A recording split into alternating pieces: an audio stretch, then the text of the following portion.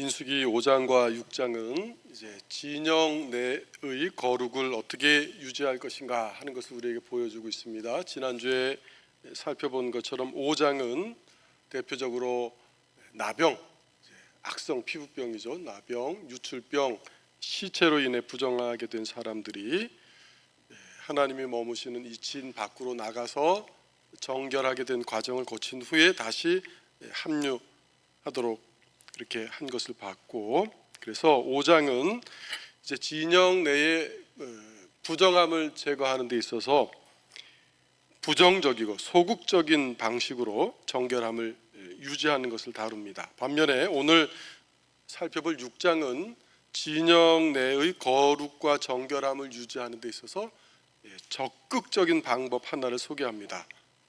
바로 나실인이라는 제도입니다. 이 나실인이라는 존재가 하나님의 진을, 백성들을 거룩하게 하는데 그 역할을 감당할 수 있다는 것이죠. 그래서 민수기 6장은 두 부분으로 구절되는데, 첫 번째는 1절부터 21절까지로 나실인에 대한 규정을 상세하게 보여줍니다. 성경에서 나실인에 대해서 구체적으로 담고 있는 유일한 본문이기도 하죠. 그래서 중요합니다. 그리고 이어지는 둘째 부분은 이제 5장에서부터 6장까지 진의 정결을 이렇게 하나님께서 말씀하신 대로 이룬 이 백성들을 하나님께서 기뻐하시고 그 제사장의 축도를 통해서 그들에게 이제 곧 시작될 광야의 행군과 대적들과의 전쟁에서 승리할 수 있도록 하나님께서 복 주시고 힘을 북돋워 주시는 장면을 통해서 마칩니다. 그러면 오늘 본문의 내용을 살펴보겠습니다. 우선 이 나실인이라는 제도는 민수기 6장이 기록되기 이전부터 이스라엘 내에 분명히 있었습니다. 6장은 이미 특별한 목적을 가지고 하나님께 헌신하며 살았던 사람들을 이제 그 관례를 명문화했다고 볼 수 있는 것입니다. 우리말 나실인으로 번역한 히브리어는 이제 원래 나지르라고 합니다. 구별하다, 분리시키다, 삼가다라는 동사 나자르에서 나왔습니다. 그래서 나실인은 어떤 사람이냐? 특별한 목적을 가지고 구별된 사람, 분리된 사람 또는 삼가는 사람, 이렇게 정의할 수 있습니다. 우리가 잘 알다시피 이스라엘에서 거룩의 영역을 전적으로 담당한 사람들은 누구였습니까? 바로 제사장과 레위인들이었습니다. 그래서 3장, 4장을 에서 이제 중점적으로 그것을 먼저 다뤘죠. 그런데 나실인들은 이런 레위 지파가 아니고 일반 다른 지파, 일반 백성들 가운데서 나온 이들이 헌신한 이들입니다. 종교개혁자 마틴 루터가 1520년에 종교개혁 3대 논문을 쓰는데요, 그 가운데 한 논문에서 이제 로마 가톨릭의 사제 중심주의를 중점적으로 비판하면서 그리스도 안에 있는 모든 성도는 그리스도의 피를 힘입어 하나님의 보좌 앞으로 직접 나아갈 수 있다고 하는 당시로서는 엄청나게 혁명적인 이 만인 제사장주의를 내세웠습니다. 우리로 지금 종교개혁이 500년 후에 우리가 보면 너무도 당연한데, 당시에는 이런 소리를 한다는 것은 거의 혁명에 가까웠습니다. 루터에 의하면 모든 신자는 인간 중재자 없이 유일하신 중보자 예수 그리스도를 힘입어 하나님 앞에 직접 나아갈 수 있다는 것이죠. 자, 그런 의미에서 이 구약의 나실인 제도는 만인 제사장주의를 잘 보여주는 한 표본이라고 할 수 있습니다. 구약에서 제사장이 되어서 하나님 앞에 직접 나아갈 수 있는 사람들은 한정되어 있었습니다.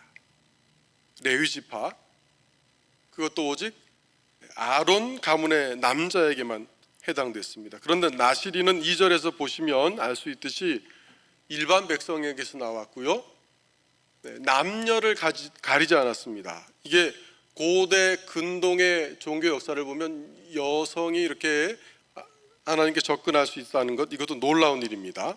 그래서 하나님께 헌신하기로 결단한 남녀라면 누구에게나 활짝 열려 있던 것이 나시린 제도였습니다. 또 더 하나 놀라운 것은 이 나시린들에 대한 요구 또는 대우가 대제사장급의 버금되는 정도였다는 것입니다. 그래서 나시린이 그 서원을 마치고 이제 후에 하나님께 제사 드리는 것을 보면 대제사장급의 제사를 드립니다. 그래서 이스라엘에게 있어서 나시린은 매우 특별하고 아주 존귀한 그런 사람들로 여겨졌습니다. 성경에는 두 종류의 나시린이 있죠. 오늘 본문에서 볼 수 있는 어떤 특정한 기간을 서원했던 나시린들이 있고, 또 삼손과 사무엘의 경우에서 볼 수 있듯이 인생 전체를 하나님 앞에 나시린으로 드렸던 경우가 있습니다. 이 이스라엘 역사에서 나시린 서원 제도는 이제 예수님 당시까지 계속 잘 이어졌던 것 같습니다. 신구약 중간기 문헌인 마카비서 같은 외경에도 나시린들의 존재가 나타나고, 또 1세기 유대인 역사가인 요세푸스에 의하면 세례 요한과 예수님의 동생 야고보도 요세푸스는 나시린이었다, 그렇게 기록하고 있습니다. 오늘 민수기 말씀에 의하면 나시린으로 서원한 사람에게는 세 가지 반드시 지켜야 할 금기 사항이 있었습니다. 첫 번째는 무엇입니까? 나시린으로 서원한 사람은 포도나무와 관련된 것은 일체 먹어서는 안 됐습니다. 포도즙, 포도주, 건포도, 하여튼 포도와 관련된 것은 포자도 나시린은 가까이 하면 안 됐습니다. 왜 다른 음식, 다른 과일이 많은데 포도나무를 일체 금했을까요? 제가 주석들을 찾아보니까 제일 그래도 합리적인 설명은 이것이었습니다. 나시린으로서의 서원이 이제 그 땅의 풍요함과 안정을 상징하는 이 포도 제품을 당분간 금함으로써 오직 하나님만 전적으로 의지한다는 것을 고백한다는 것입니다. 이 고대 팔레스타인 지역 사람들에게 있어서 포도 관련 제품을 금한다는 것은 상당히 큰 절제와 또 헌신이 필요했던 것 같습니다. 그래서 하나님께서는 나시린들이 이렇게 구별된 생활 방식을 통해서 일반인들과는 구별되는 자신의 서원과 헌신을 겉으로 표현하기를 원하셨던 것 같습니다. 자, 이런 이제 일반적인 설명과 함께 더 중요한 설명이 있죠. 이것은 신학적인 설명입니다. 즉 종말론적이고 구속사적인 이유 때문에 나시린들이 포도 관련 제품을 금했다는 것입니다. 먼저 성경에서 포도주는 주로 기쁨과 종말의 풍성한 잔치를 의미할 때 많이 쓰입니다. 그런데 아직 이 나시린들이 헌신했을 때는 그때가 이르지 않았다는 것이죠. 특히 선지서를 보면 마지막 날, 여호와의 날이 도래할 때를 여러 곳에서 포도주가 흘러 넘치는 날로 묘사하고 있습니다. 대표적으로 요엘서 3장 18절과 이사야서 25장 6절을 들 수 있는데요. 먼저 요엘서는 그날에 산들이, 여기서 그날은 이제 여호와의 날입니다. 산들이 단 포도주를 떨어뜨릴 것이며 작은 산들이 젖을 흘릴 것이며 유다 모든 시내가 물을 흘릴 것이며 여호와의 상전에서 샘이 흘러나와서 시딤 골짜기에 되리라. 여기 보면 앞부분에 산들이 여호와의 날에, 마지막 날에 단 포도주를 흘린다고 나와 있습니다. 또 이사야서 25장을 보시면 만군의 여호와께서 이 산에서 만민을 위하여 기름진 것과 오래 저장하였던 것과 포도주로 연회를 베푸신다라고 그렇게 예언하고 있습니다. 그래서 나시린은 아직 종말의 이 완전한 안식과 풍성한 잔치가 도래하지 않았던 시기에 사역했기 때문에 포도주를 금했다고 그렇게 해석할 수 있습니다. 그리고 신명기 29장 5절과 6절을 보면 이스라엘이 지금 광야의 길을 걷고 있습니다. 그래서 하나님께서 이스라엘이 안식의 땅인 광야에 들어가기 전에는 포도주를 금했다는 말씀이 나옵니다. 주께서 40년 동안 너희를 광야에서 인도하셨거니와 너희 몸에 옷이 낡아지지 아니하였고 너희 발에 신이 헤어지지 아니하였으며 너희에게 떡도 먹지 못하며 포도주와 독주를 마시기 못하게 하셨음은 너희 하나님 여호와이신 줄 너희가 알게 하려 하심이라. 이렇게 지금 광야에 있기 때문에 아직 안식의 땅 가나안에 들어가지 못했기 때문에 포도주를 금지했다는 것이죠. 그런데 이제 가나안 땅에 들어간 다음에는 하나님께서 마음껏 기쁘게 먹도록 그렇게 포도주를 허락하십니다. 신명기 14장 23절에 보면 내 하나님 여호와 앞 곧 여호와께서 그의 이름을 두시려고 택하신 곳에서 내 곡식과 포도주와 기름의 11조를 먹으며 이렇게 되어 있습니다. 자, 이런 점에서 볼 때 나시린들의 헌신은 지금 광야의 길을 걷고 있는 상태이고 아직 완성된 안식과 하나님의 이 풍성한 잔치가 벌어질 종말의 때가 도래하지 않았으므로 이제 포도주를 금했다 이렇게 해석할 수 있는 것이죠. 그리고 나시린들도 20절에 보시면 그 서원 기간이 끝나면 다시 포도주를 마실 수 있었습니다. 그래서 나시린 서원할 때 포도주를 금했던 것은 이렇게 해석할 수 있는 것이죠. 우리는 요한복음 2장에서 예수님이 자신의 때가 왔다는 것을 보여주는 첫 표적으로 물을 포도주로 만드시는 이적을 볼 수 있습니다. 요한이 왜 예수님의 여러 표적 가운데 이 표적을 첫 번째 표적이라고 이렇게 명시했을까? 그 이유는 예수님이 종말에 주실 완전한 안식의 성취자로 오셨다는 것을 보여주기 위함이었습니다. 예수님은 십자가에 달리시기 전에 제자들과 가진 마지막 만찬을 하신 후에 이렇게 말씀하셨습니다. 그러나 내가 너희에게 이르노니 내가 포도나무에서 난 것을 이제부터 내 아버지의 나라에서 새 것으로 너희와 함께 마시는 날까지 다시 마시지 아니하리라. 이렇게 말씀하셨고, 그런데 십자가에서 모든 일을 다 성취하신 것을 보여주신 다음에는 포도주를 한 번 받아 드십니다. 요한복음 19장 28절은 십자가 위에 예수님께서 모든 일이 다 이미 이루어진 줄 아시고 성경을 응하게 하려 하사 내가 목마르다 그렇게 외치는 장면을 보여줍니다. 이때 그 말을 들은 사람들이 신 포도주를 적신 해면을 우슬초에 메어서 예수님의 임에 갖다 대자 예수님께서 그것을 한 모금 받아 드시고 다 이루었다 이렇게 선포하신 다음에 이제 고개를 숙이고 영원히 떠나시는 장면입니다. 자, 이런 모습에 비추어 볼 때 예수님은 구약 나시린들이 한 사역을 이루신 참된 나시린으로 오셨다는 것을 우리는 알 수 있습니다. 그리고 예수님께서 십자가 사역을 이루시고 돌아가시기 전에 포도주를 한 번 더 받아 드신 것은 내가 이제 그 일을 이루었다 하는 것을 보여준다는 것이죠.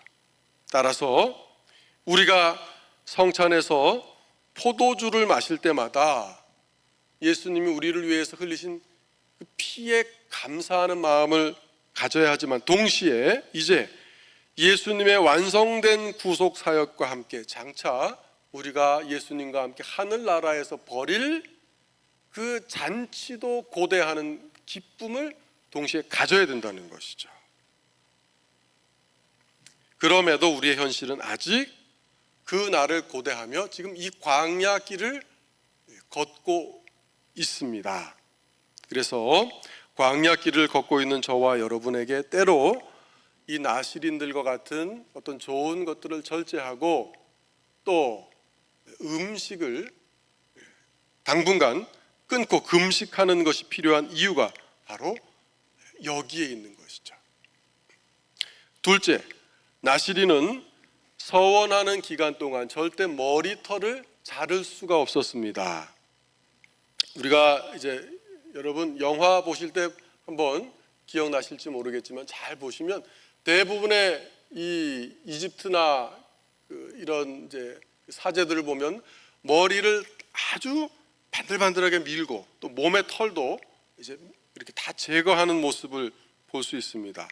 그런데 이스라엘은 반대로 나실인으로 하나님 앞에 서원하면 머리털을 손댈 수 없었습니다. 오늘 5절을 보시면 나실인들이 머리를 특별히 중시했던 이유가 이렇게 되어 있습니다. 5절을 다시 한번 같이 읽어보시겠습니다. 시작. 그 서원을 하고 구별하는 날 동안은 삭도를 절대로 그의 머지에 대지 말 것이라. 자기 몸을 구별하여 여호와께 드리는 날이 차기까지 거룩한즉 그의 머리털을 길게 자라게 할 것이며. 이렇게 나실인의 이 머리털을 그의 거룩과 직접적으로 연관시키고 있습니다.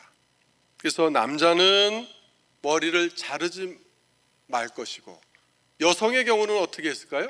머리를 다듬지 않았을 것으로 학자들은 추측합니다. 그래서 이렇게 그대로 머리털을 자라고 두게 하는 모습이 자기가 온전히 하나님께 드린 나실인의 확실한 표지였다는 것이죠. 이것은 나실인으로 하나님께 드려진 기간에는 자기 몸도 온전히 하나님께 전적으로 드린다는 의미였습니다. 그리고 본문에서 머리털을 그대로 두는 것은 거룩의 개념과 이렇게 연결시키고 있습니다. 레위기 21장 5절을 보면 하나님께서 이스라엘의 거룩을 담당했던 제사장들은 머리카락을 깎거나 대머리로 만들면 안 된다는 규정이 나옵니다. 제사장들은 머리털을 깎아 대머리 같게 하지 말며 자기의 수염 양쪽을 깎지 말며 이렇게 되어 있습니다. 그래서 나실인들도 한시적으로 제사장의 버금가는 거룩을 위해 헌신한 사람들이었기 때문에 머리를 밀면 안 됐습니다. 자, 그리고 우리는 성경 다른 곳에서 이 민머리, 대머리가 부정과 그리고 하나님의 심판과 연관되어 있다는 사실을 알 수 있습니다. 우선 미가서 1장 16절을 보시면 너는 내 기뻐하는 자식으로 인하여 내 머리털을 깎아 대머리 같게 할지어다. 내 머리가 크게 벗어지게 하기를 독수리 같게 할지어다. 이는 그들이 사로잡혀 떠났음이니라. 하나님께 지금 심판을 받았다는 것이죠. 그래서 자녀들의 머리를 대머리처럼 독수리처럼 만들려고 하는 것입니다. 따라서 이 부패한 백성에게 하나님께서 머리털을 깎아서 대머리 같게 만들라고 그렇게 명령하십니다. 또 이어지는 내용을 보면 머리를 민 모습이 부정한 짐승 독수리를 연상시킨다는 것이죠. 내 머리가 크게 벗어지게 하기를 독수리 같게 할지어다. 그래서 이스라엘에서 이 머리를 민다는 것은 부정한 상황, 슬픈 상황, 심판을 받는 상황을 상징한다는 것을 알 수가 있습니다. 반면 제사장이나 나실인들은 전적으로 거룩하고 정결한 사람들이기 때문에 그래서 대머리가 되어서는 안 되고 하나님의 영광과 정함을 상징하는 이 긴 머리를 유지해야만 했던 것이죠. 그래서 나실인들의 이 길게 자란 머리는 그들이 얼마나 거룩한지 그리고 하나님의 영광을 지금 얼마나 정결함 가운데 잘 보여주는가 하는 것을 이제 시각적으로 아주 강력하게 보여주는 상징이었습니다.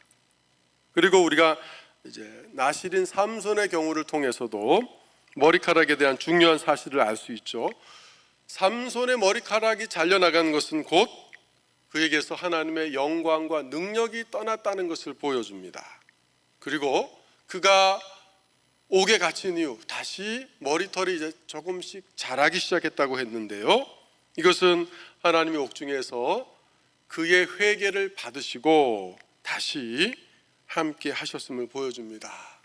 삼손은 머리털이 조금씩 자라서 힘을 얻어서 블레셋 성전의 주 기둥을 끌어안고 이제 죽습니다. 그래서 원수 블레셋을 처리하는 동시에 죽음을 통해서 자기 안식에 들어갔습니다. 그런데 자신의 죽음으로 우리의 영원한 안식을 가져오신 분은 바로 진정한 나실인은 예수님이십니다.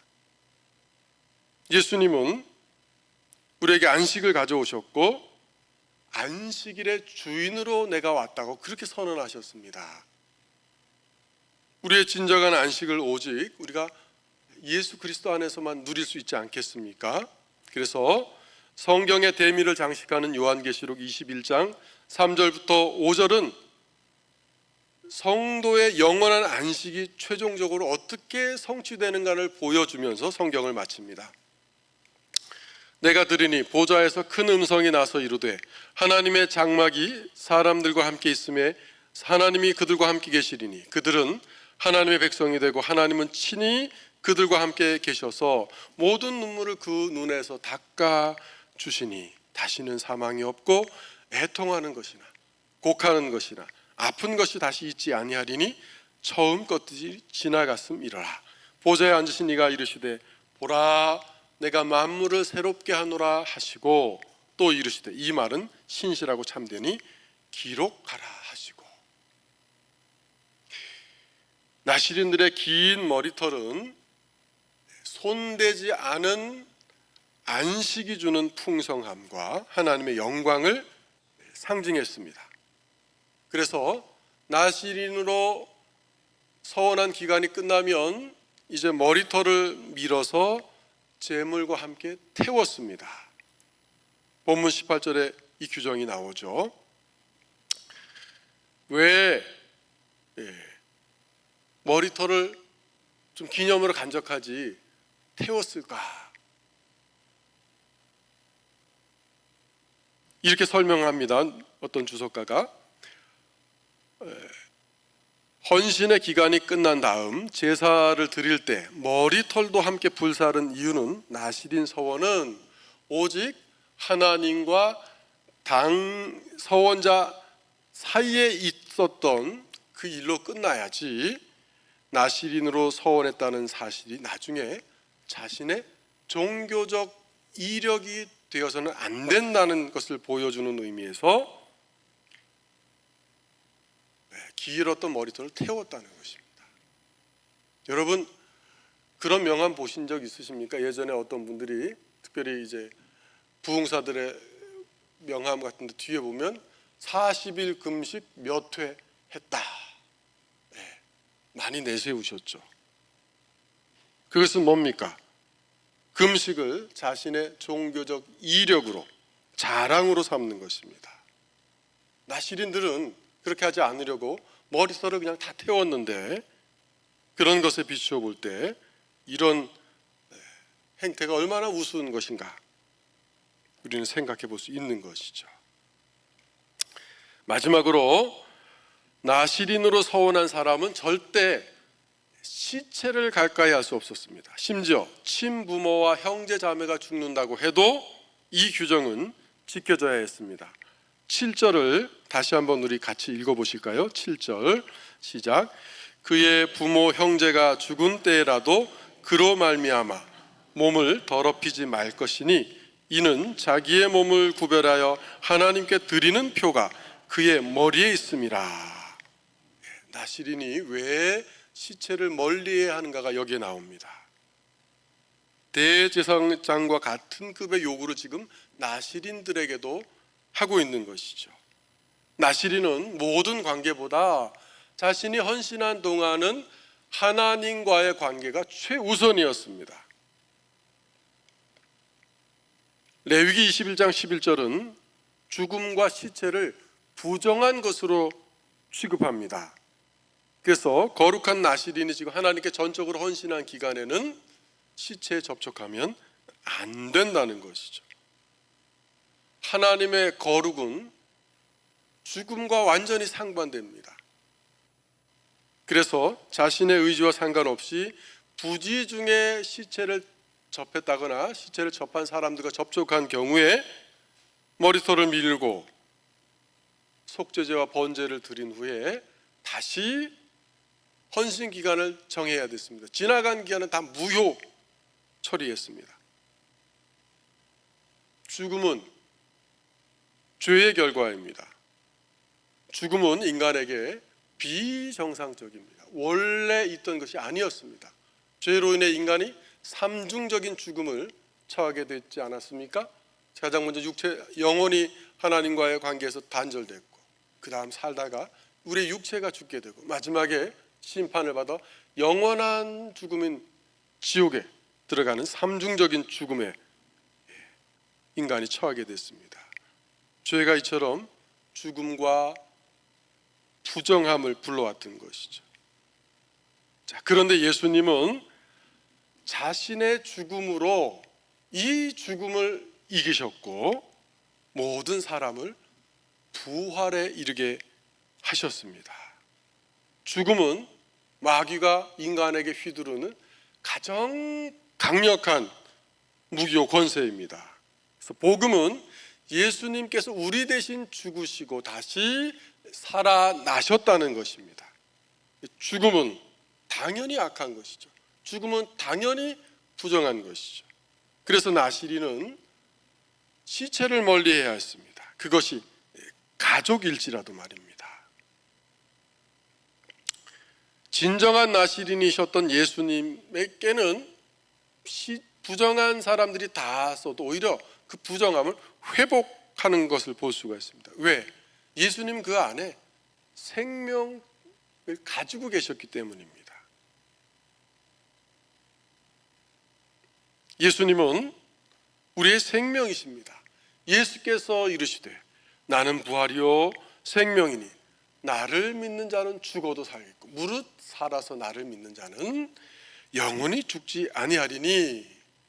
이것을 여러분 믿습니까? 예.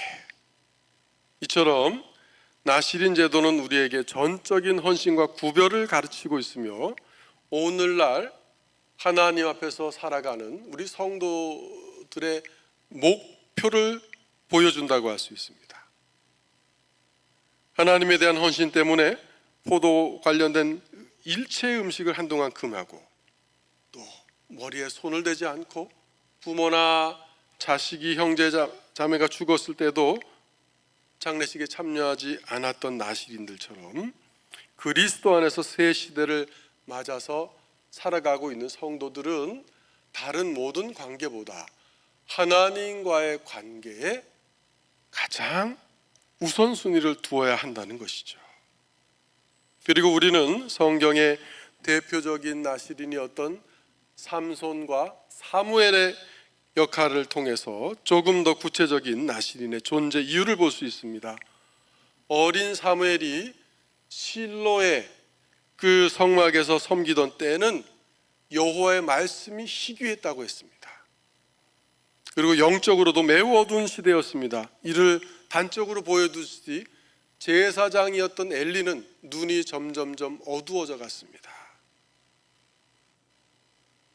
엘리는 그리고 밤에 자기 처소에 누웠던 반면 나시린으로 서원한 이 어린 사무엘은 어디에 누워 있었습니까? 하나님의 궤가 있는 전 안에 누워 있었습니다. 사무엘은 아직 어렸지만 전 안에 켜둔 이 등불이 밤새도록 꺼지지 않도록 지켰던 것이죠. 그리고 하나님은 그런 그에게 나타나서 말씀을 주십니다. 사무엘이 자라자 하나님이 그에게 주신 말씀이 하나도 땅에 떨어지지 않도록 했습니다. 이런 사무엘의 모습을 보면서 나실인 사무엘은 어떤 사람이었느냐? 빛의 수호자, 말씀의 수호자로 살았다는 것을 볼 수가 있습니다. 예수님은 이 세상에 빛으로 오셨습니다. 예수님은 말씀 자체이십니다. 예수님이 전하신 말씀은 하나도 땅에 떨어지지 않고 있습니다. 또 나시린의 어떤 삼손이 가사에 갔을 때 상징적인 행위 하나를 합니다. 가사의 그 대문의 성문, 그 거대한 성문을 빼어가지고 어깨에 메고 헤브론 앞산 꼭대기로 올라갑니다. 오늘날 차로 1시간은 좋게 가야 할 이 거리를 삼손이 이처럼 무겁고 거대한 성문을 메고 올라간 이유, 삼손이 대적의 성문을 둔 곳이 바로 헤브론 앞산 꼭대기라고 나옵니다. 히브리어를 직역하면 하나님의 얼굴이라는 것이죠. 그래서 삼손은 대적의 이 성문을 취해서 하나님의 얼굴 앞에 두었습니다. 예수님은 교회를 반석 위에 세우셔서 음부의 권세가 이기지 못하도록 하셨습니다. 여기서 음부의 권세는 헬라어로는 음부의 문들입니다. 삼손이 대적의 문을 쳐부수어 취하였듯이 예수님이 강한 음부의 문들이 교회를 공격할지라도 절대 교회를 무너뜨리지 못하리라고 선언하셨습니다. 오히려 복음의 강한 권능으로 대적의 문을 차지하게 해주십니다. 그래서 그 강한 능력이 십자가와 섬김으로 성도들 안에 나타나는 것이죠. 교회가 세상을 정복하는 권세가 어디에 있습니까? 돈에 있습니까? 숫자에 있습니까? 정치적인 목소리에 있습니까? 아닙니다. 교회는 복음의 권세로 십자가와 겸손의 이 능력으로 섬김의 희생으로 마귀와 불신자들의 이 음부의 문 능력을 부수고 그들을 불신자들을 하나님께로 인도할 수 있는 것이죠. 오늘날 저와 여러분은 영적인 나시린이 되어서 빛의 수호자로, 말씀의 수호자로, 거룩의 수호자로 살아가야 합니다. 우리는 복음의 능력으로 마귀의 권세에 사로잡힌 사람들을 주님께로 인도해야 합니다. 자, 그럴 때만 우리가 성도로서 이 세상에 존재의 의의를 나타낼 수 있는 것이죠. 오늘날처럼 영적 어두움이 이 세상을 덮을 때, 하나님의 말씀이 교회에서 강단에서 마저 존중받지 못할 때, 우리는 영적 나시린으로서 일어나야 하는 것이죠. 거창할 필요가 없습니다. 하나님의 말씀은 있는 그대로 우리가 받아들이고 말씀이 충분하다는 사실을 믿고, 그리고 우리의 삶에 있어서 조금 더 절제하는 삶을 살고 죄를 멀리하는 삶을 살면 우리는 영적 나시린으로서 살아갈 수 있습니다.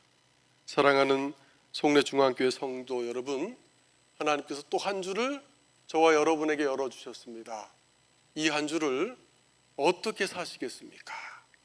한 주도 세상 가운데서 복음을 전하시고 빛의 수호자로, 말씀의 수호자로 겸손하게 복음을 들고 희생하는 마음으로 그렇게 사셔서 하나님 기뻐하시는 그런 영적인 나시린으로서 한 주간을 살아가시기를 바랍니다. 자, 그렇게 사실 때 하나님께서 민수기 6장 마지막에서 주신 이 복을 여러분에게도 주실 것입니다. 여호와는 내게 복을 주시고 너를 지키시기를 원하며, 여호와는 그의 얼굴을 내게 비추사 은혜 베푸시기를 원하며, 여호와는 그 얼굴을 내게로 향하여 드사 평강 주시기를 원하노라. 아멘. 기도하시겠습니다. 하나님, 저희들이 부족하지만 하나님이 주시는 그 은혜의 힘으로 다시 한번 재무장하고 말씀과 빛의 수호자인 영적인 나시린으로서 이 어두운 시대를 밝히는 교회가 되기를 소원합니다. 이 선한 마음의 소원을 하나님께서 우리 마음에 두시고 이루어가 주시옵소서. 한 주간도 저희들이 살아갈 때 하나님 앞에서 영적인 나시린으로서 빛을 드러내고 말씀의 능력을 드러내고 거룩한 삶을 살며 우리 주위에 죽어가는 이웃들을 이 섬김의 복음의 능력으로, 희생의 복음의 능력으로 구출하여 하나님께로 인도하는 선한 도구가 될 수 있도록 도와주시옵소서. 예수님의 이름으로 기도드립니다. 아멘.